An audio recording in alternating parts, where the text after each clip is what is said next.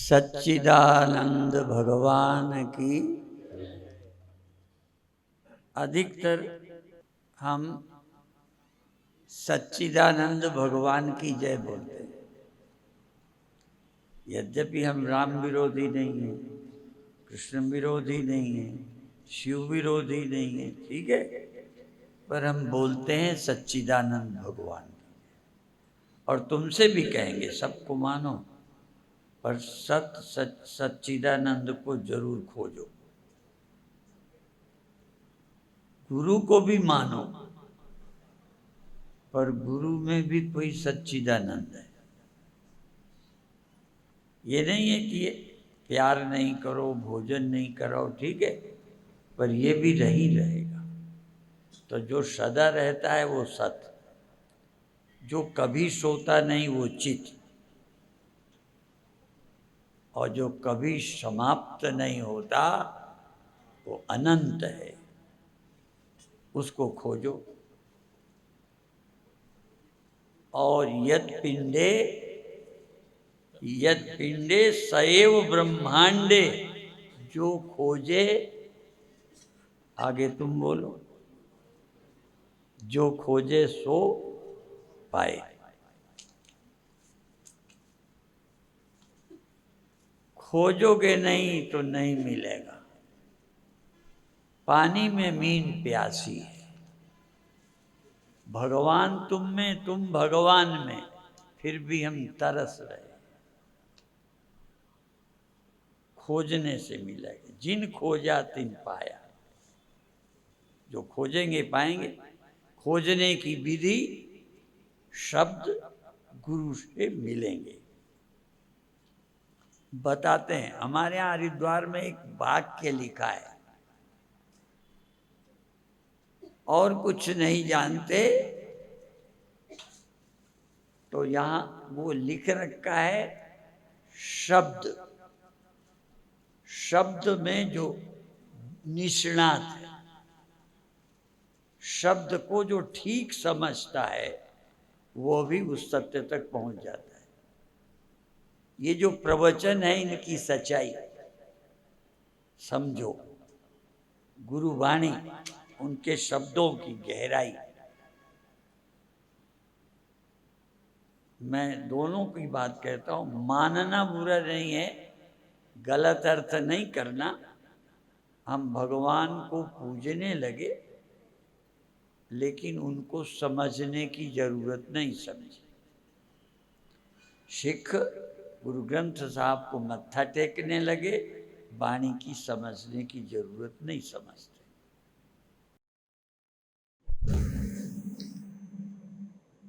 कई लोगों ने कहा मुसलमान और हिंदू, हिंदू दवा शब्द का प्रयोग करते हैं। तुर्क माने मुसलमान, मेहर, लेकिन आग तो हम घर लाना। वो झटके का खाते हैं, वो हलाल का खाते हैं। कोई दया नहीं है, मेहर नहीं है। तो कई बार हम वाणी को सुनकर उसकी गहराई पे नहीं जाते। हम स्वयं जिए, इसलिए एक का उपदेश जबान से तो बहुत करते हैं, पर कहा गया है पृथिव्याम सर्व मानवा, पृथ्वी के सभी मनुष्यों को। वहां हिंदू, मुसलमान, सिख, ईसाई ऐसा नहीं। और हमारे गुरुओं ने सबको समझाया। जो सिख हुए, जो हमारे गुरु हुए 9, वो किसके लिए बोले? कोई सिखों के लिए बोले। पहले गुरु जी कौन थे? सिख थे क्या? दूसरे गुरु सिख थे? सिख तो दशम गुरु जी ने बनाए। तो ये सबको उपदेश करते थे। ऐसे ही अपने चरित्र से जी करके सारे प्राणियों को उपदेश किया, केवल जबान से नहीं किया। हमारे गुरु स्वयं जीते थे, जीवन में उतारते थे। एक महात्मा से एक माता लेके अपने बेटे को गई कि स्वामी जी ये मानता नहीं, गुड़ बहुत खाता है, मना करो। तो स्वामी जी ने कहा आज नहीं, फिर बताएंगे। 2 दिन बाद माता फिर पहुंच गई, फिर लौटा दिया। कई दिन के बाद गुरुजी ने कहा बेटा गुड़ खाना बंद कर, इससे नुकसान होगा। तो माता पिता ने पूछा कि ये बात तो उस दिन कह देती, इतना ही तो कहना था, तो इतने दिन क्यों लगाए? तो संत ने कहा गुड़ पहले मैं भी खाता था, तो जब इनको उपदेश करना था तो पहले मैंने अपने जीवन पर घटाया, जब मैंने छोड़ दिया तब इनको कहा है। इसलिए सोए सोए चरित्र शिक्षे।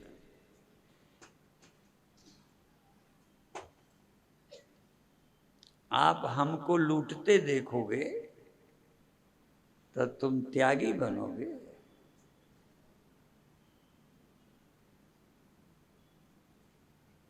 हमको जीना चाहिए। गांधी जी कितने कपड़े पहनते थे, कैसे रहते थे। लाल बहादुर शास्त्री हमने तो देखा तो है, पर इतना तब ध्यान नहीं दिया। पर उनके विषय में बताया गया प्रधानमंत्री होने पर उनके कार नहीं थी। बहुत लोगों ने जब आग्रह किया तो ली गई। उस समय शायद 10,000 की मिली। कर्ज नहीं चुकता कर पाए। उनके न रहने के बाद पत्नी द्वारा वो चुकता किया गया। ये है नेता। लुटेरे बैठे हैं, इसलिए हमें जीना, हम जिए वही उपदेश करें।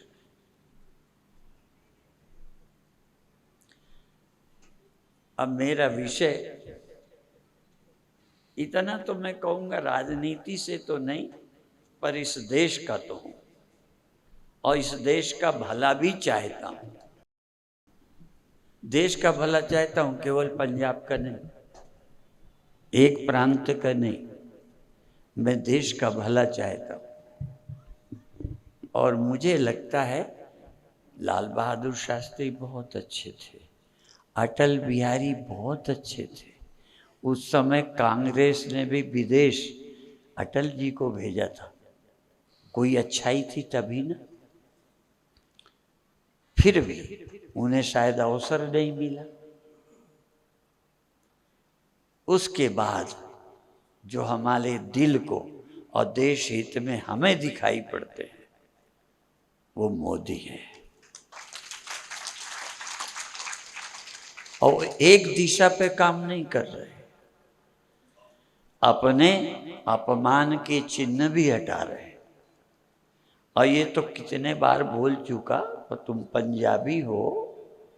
भाई गुरदास जी ने कहा है ये कौम क्या करती रही, ठाकुर द्वारे ढाए के। ये तो कांग्रेसी नहीं थे, ये तो भाजपा ही नहीं थे, ये तो आरएसएस के नहीं थे। भाई गुरदास जी कहते ठाकुर द्वारे ढाए के तेई ठौड़ी मसी तू सारा। आज नेता पूछते क्या सबूत है कि मंदिर तोड़कर बनाए गए?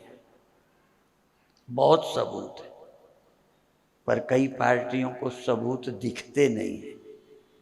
निरंजन ज्योति कभी कभी कहती है कि उल्लुओं को दिन में दिखाई नहीं पड़ता। अब बताओ क्या करें? कई पार्टियों को राम राम सेतु दिखाई नहीं पड़ता, मंदिर तोड़े गए ये नहीं दिखाई पड़ता, पर भाई गुरदास जी को दिखाई पड़ रहा कि ठाकुर द्वारे ढाए के तेई ठौड़ी उसी जगह मस्जिद बनाई। और क्या सबूत चाहिए? वो भाजपाई थे क्या? वो कौन थे? उन पर विश्वास नहीं करोगे? उन अपमान को। और फिर ये बता दो, मैं अब भी कहता हूं, मैं जिसकी सौगंध करूं, कोई मस्जिद हम नहीं गिराना चाहते, लेकिन ये मस्जिदें इबादत के लिए नहीं बनी। कुरान के हिसाब से अवैध बनी मस्जिदें, मंदिर गिरा के बनी मस्जिदें, उनकी इबादत खुदाबंद करीम स्वीकार नहीं करते, फिर ये काहे के लिए बनी? केवल हिंदू को अपमानित करने के लिए। इसलिए अपमानित करने के लिए बनी, इसलिए हम वापस ले रहे हैं। और यदि आप लोग थोड़े से प्रलोभनों पे नहीं भटके, बिजली स्त्रियों को इतना रुपया पंजाब में मिलने लगा ना, अच्छा ठीक है, और फिर भी बहक गए। ये बहकना बड़ा आसान है। एक जवानी ऐसी है कि लड़का लड़की जल्दी बहकते हैं। ये राजनीति भी ऐसी, ऐसे खिलाड़ी हैं, बहका लेते हैं। कई मुसलमान नाम बदल के हिंदू लड़कियों को बहकाते हैं। ये कला नेताओं में भी आती है, समझ गए?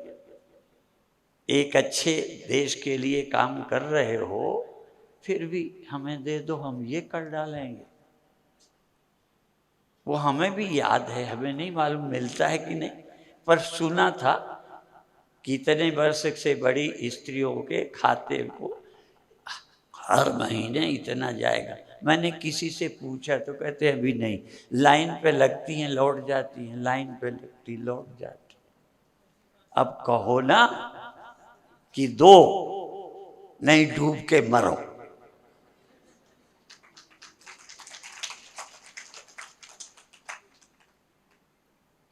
और सारी दुनिया के पास एक केवल उदाहरण है मोदी का।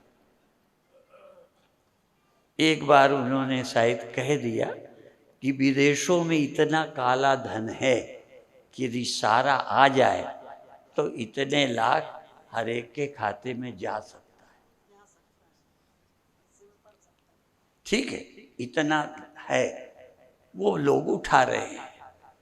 मेरी समझ में आपको समझना है, वो संस्कारिक हैं, साधुओं के भक्त हैं।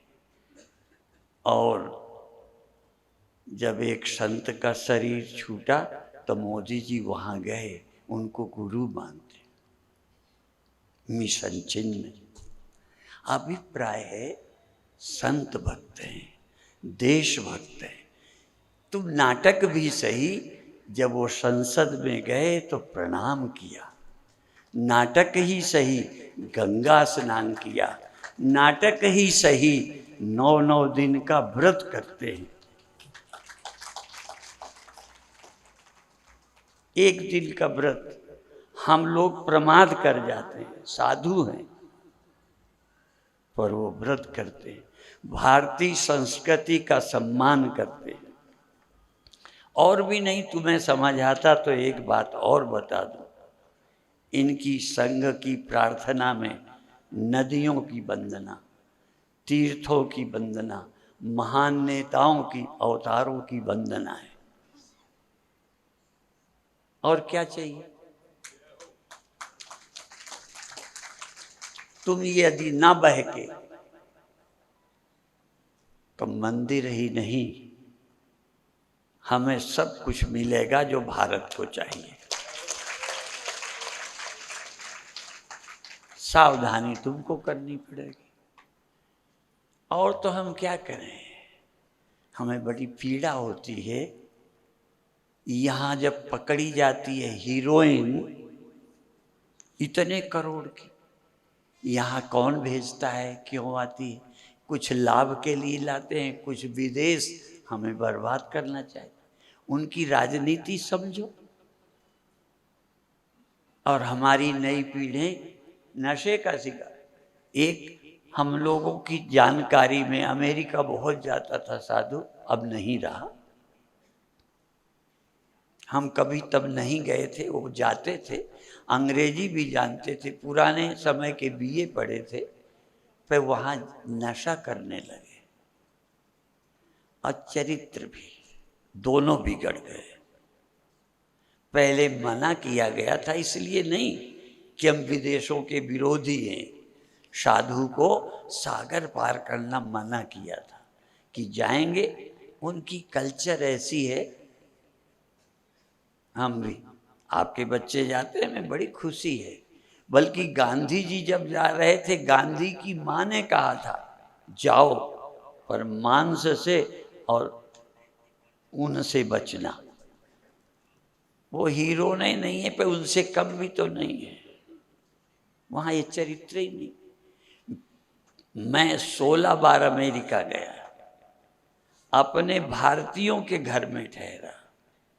जिनके घर में ठहरा मैं जाति और प्रांत नहीं बताता, क्योंकि मैं अपने देश की बेइज्जती नहीं करना चाहता। उन्होंने ही बताया कि हमारा बेटा है, रोज यहाँ दूसरे की स्त्री आती है और इसकी पत्नी वहाँ जाती है, उसकी मेरी हमारी बेटी वहाँ जाती है। बताओ, और खुशी से बता रहे हैं। उनकी कल्चर हमारी में कितना फर्क है। और यदि पत्नी छोड़कर शादी करे तो पहले वाला पति उस शादी में शामिल होने जाता है, अपन तो डूब मरे। तुम्हारी पत्नी शादी करे फिर शामिल होगे, मुंह दिखाने लायक नहीं दो। उनकी कल्चर जिसमें चरित्र है ही नहीं, जानवर हैं, उनकी तुम नकल करते हो। मैं क्या बताऊं, मैं गया हूं, देखी बात नहीं। बड़ा विचित्र काम है। वहां मेरे से पूछा पत्रकारों ने कि सिखों की बेटियां ऐसा करती हैं, वैसा करती हैं, इस विषय में मैंने कहा कुछ लड़कियों से भूल हुई होगी, पर हमारी मान्यता नहीं है।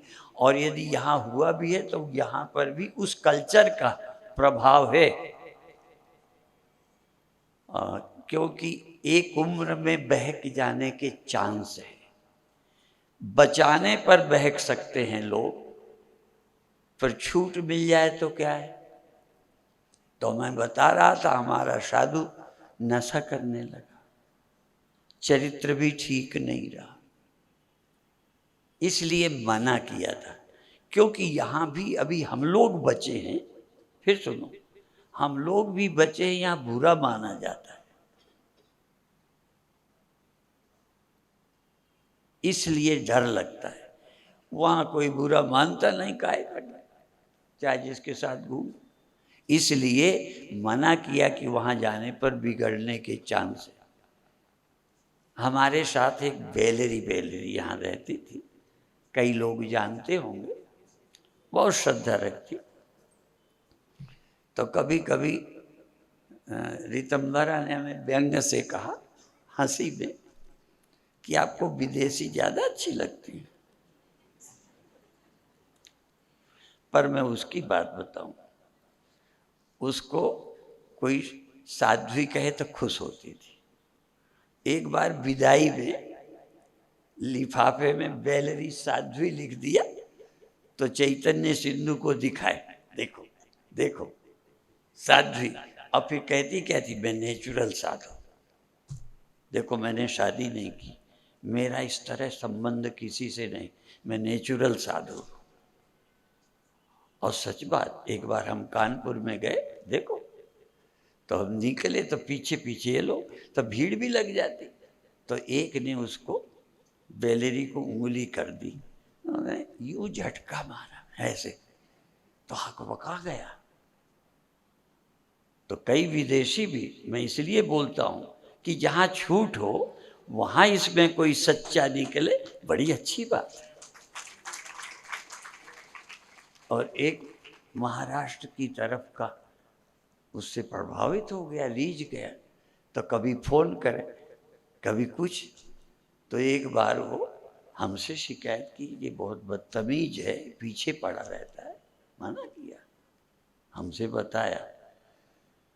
तो फिर एक दिन हमको साधु हैं, हमें नहीं बोलना चाहिए, उसके सामने का मार जू तो ठीक करेंगे यदि आज से तूने फोन किया। माने वो यहाँ रह के कई लड़कियों के कपड़े जब देखती थी ज्यादा, तो कहती थी देखो मैं अमेरिका से हूँ, मेरे कपड़े देखो, तुम भारत की हो।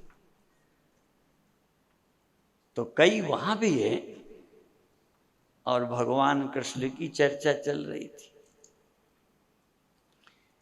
एक एक वाले दूसरे से प्रेम करने वाली स्त्रियां, रोज अखबार टीवी में आता है, दोस्त से मिलकर पति मरवा दिया, ठीक है। और जिनके 8 तो पटरानियां थी, बाकी तो पत्नियां नहीं थी, किसी ने बंधक बना रखा था, वहां से छुड़ाया था, सबको प्रेम दिया। और प्रेम दिया, आप सोच सकते हो स्त्रियों से काम संबंध हो सकता है? वो तो प्यार देके सबको खुश रखते थे। चरित्रहीन भगवान कृष्ण नहीं थे। कभी कल्पना करो, इतने के साथ और किसी से लड़ाई झगड़ा नहीं आपस में। क्यों? वो कोई गलत नहीं थे, गलत होते तो बैर हो जाते। इसलिए हमारे भगवान कृष्ण को देखो, आर्य समाज अवतार नहीं मानता, पर भगवान कृष्ण को योगेश्वर मानता है। ये सच्ची है, पूछना। योगेश्वर और भगवान कृष्ण को तो गुरु गोविंद सिंह जी ने उनके लिए ग्रंथ लिखे। तो ऐसे नहीं थे। भगवान राम की मर्यादा, जीने का ढंग, तो कुछ सीखो, संप्रदायों में नहीं भटको। और शादी इतनी बुरी नहीं है। दशम गुरु जी की भी पत्नियां थी, महान थी, धर्म प्रेमी थे, देश को सुधारने आए थे, धर्म की स्थापना को आए थे, शादी की थी। तो शादी कर लेने पर कोई गुनाह नहीं है। आप शादीशुदा हो, बहुत अच्छे हो। और कितने बार बताऊं मैं, ये दृष्टांत भूलता ही नहीं मैं। मेरे प्रवचनों में आपने YouTube वगैरह में सुन लिया होगा, नहीं सुना तो बता दूं। अमृतसर में प्रवचन करके मैं निकला, तो जब भी कोई भीड़ निकलती, रिक्शे वाले आगे आते, तो एक सरदार जी रिक्शा चला रहे थे। और ये दिल की बात बताता हूँ, जब से मैंने सुना खालसा मेरो रूप है खास, खालसे में मैं करूँ निवास, तो हमें खालसे जैसे हमें लाल कपड़े देख के आप हाथ जोड़ते हो, न परिचित हो तो भी साधु मानते हो, ऐसे ही केसधारी हमको जब दिखते हैं तो लगता है गुरु गोविंद सिंह जी हैं। तो रिक्शे वाला आगे आया, वो सरदार था। मैंने उसको देखा प्रेम से, जैसा कि मेरा स्वभाव है, प्रेम से देखा। उन्हें लगा इन्हें रिक्शा चाहिए, उनका आइए। मैंने कहा नहीं, मुझे कहीं जाना नहीं है, मुझे तुम्हें अच्छे लगते हो तुम, इसलिए मैं तुम्हें देख रहा हूँ, दर्शन कर रहा हूँ। तो भी प्रसन्न हो गए, सीधे थे वो। तब उन्होंने अपनी बतानी शुरू की कि मैं गृहस्थ हूँ, मेरी पत्नी है, मेरे 2 बच्चे हैं, और मैंने अमृत छका है। मैं गुरबाणी का पाठ करता हूँ और मूल मंत्र का जाप करता हूँ, नशा नहीं करता, शराब नहीं पीता, बाजार का नहीं खाता, ऐसे बोल। अब बड़ा खुश। और अंत में मेरे से पूछ लिया, जो आश्चर्य की बात है, सीधा सा नहीं पूछा, आप साधु हो कि गृहस्थ? तो मैंने सहज जो था कह दिया। मैंने कहा मैं साधु। तो कहता है आपको 1 पुण्य मिलेगा, आप साधु हो, भजन करते हो, 1 पुण्य मिलेगा। और मुझे 2 काम करता हूँ, मैं अपनी ड्यूटी भी करता हूँ और भजन भी करता हूँ, माने आपसे मैं ठीक हूँ। समझ गए? ये गृहस्थ। तुम्हें गर्व होना चाहिए कि हम गृहस्थ होते समाज के निर्माण में, विद्यालय निर्माण में, संस्थाओं के निर्माण में, आश्रम निर्माण में लगे रहते हैं, नेक कमाई करके करते हो, काहे को दीनहीन बनते हो? तरोगे नहीं। यदि तुम नहीं तरोगे तो कौन तरेगा? इसलिए हम मुक्त होंगे, ये पक्का विश्वास रखो। आत्मज्ञान नहीं भी होगा तो तुम्हें कोई नरक ले जाने वाला नहीं है, इतने अच्छे लोग हो।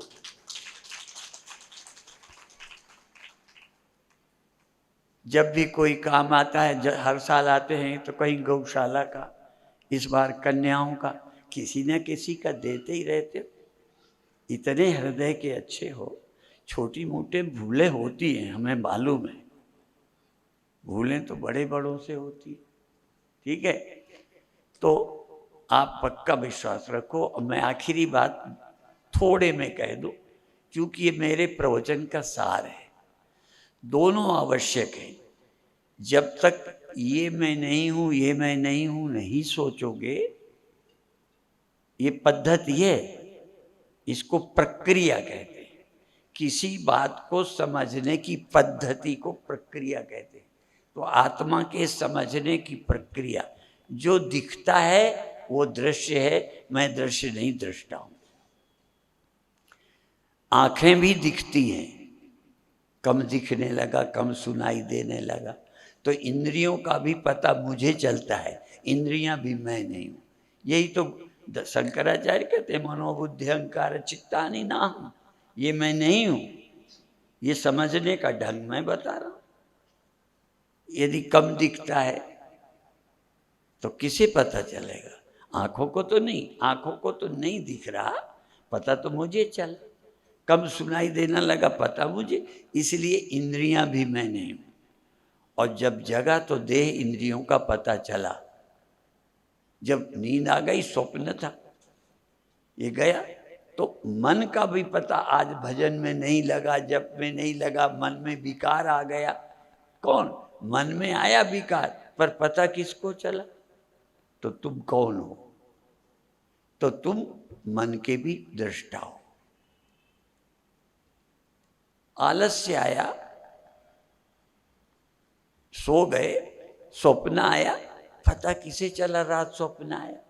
तो तुम बुद्धि भी नहीं हो। बुद्धि सो गई, स्वप्न आ गया, ये हो गया, गहरी नींद आई, कौन को पता चला? इसलिए तुम बुद्धि भी नहीं हो। और ये मैं का ख्याल नींद में गया। जिस अहंकार को मारने में लगे हो, मारे मारे नहीं मरता, ठीक है, फिर खड़ा हो जाता। गहरी नींद में कुछ नहीं, न मैं न मेरा। वो अवस्था भी हुई, किसने जानी? तुमने। इसलिए तुम अहंकार भी नहीं हो, तुम इसके भी साक्षी हो। ये प्रक्रिया है अविनाशी तक, निरंकार तक पहुंचने की। अब एक कदम और है, इससे पूरा काम नहीं बनेगा। अब अगली प्रक्रिया थोड़ा बताऊंगा, बाकी क्लियर अभी तो 2 दिन है। पर आज इतना समझ लो कि ये मैं नहीं हूं, ये स्पष्ट करना है। और कि ये भी मैं हूं, ये भी मैं हूं, ये मन भी मैं हूं, इंद्रियां भी मैं हूं, देह भी मैं हूं, मरता भी मैं हूं, जन्मता भी मैं हूं, और नहीं भी जन्मता। ये दोनों बातें एक साथ। मैं सत भी हूं, मैं असत भी हूं। मैं अमृतम चैव मृत्युश्च, मैं कभी नहीं मरता, अमृत हूं, अमृत्यु भी। मैं ही तो देह हूं, मैं ही तो मरता हूं। मिट्टी ही नहीं मरती और घड़ा बन के मिट्टी ही मर जाती है, दोनों तो वही है। इसलिए सब गोविंद है। ये बात बिना समझे, जैसे मैं इससे प्यार करता हूं, सब मेरा स्वरूप है। जैसे मैं अपने मन तन देह का ख्याल रखता हूं, सब मैं ही हूं। अहमेव दम सर्वम, सबको मैं प्यार करूं, ये वेदांत संदेश देता है। बाकी विषय कल पूरा करेंगे। ओम शांति शांति शांति।